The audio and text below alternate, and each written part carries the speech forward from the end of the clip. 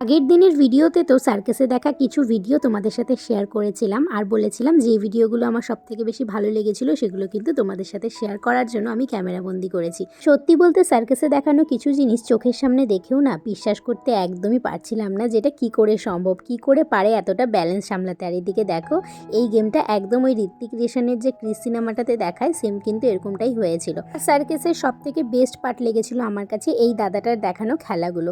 এনাকে দেখেই মনে হচ্ছিল অনেক এক্সপিরিয়েন্সধারী উনি। আর দেখো কিভাবে হাতের মধ্যে বোতলটাকে নাচাচ্ছে, আর তার সাথে সাথে উনি অনেকগুলো খেলা দেখিয়েছিল, সবগুলোর মধ্যেই মনে হচ্ছিল ওনার অনেকটাই এক্সপিরিয়েন্স আছে এই খেলার মধ্যে। আর সব থেকে বয়স্ক কিন্তু উনিই ছিল। প্রথম দিকে কিন্তু সার্কাসে যে খেলাগুলো দেখাচ্ছিল খুব একটা মজা পাচ্ছিলাম না, আমি যতটুকু মজা করছিলাম তোমাদের দাদাভাইয়ের একটুও ভালো লাগছিল না। তবে শেষে এই দাদাটার খেলাগুলো তোমাদের দাদাভাইয়েরও এত ভালো লেগেছে, আমাদের কিন্তু টাকাটা উসুল হয়ে গেছে। সার্কাস শেষ হয়ে বাইরে এসে দেখি বেশ ঠান্ডা লাগছিল, তারপর এসে ভেলপুরি খেয়ে চলে এলাম বাড়িতে।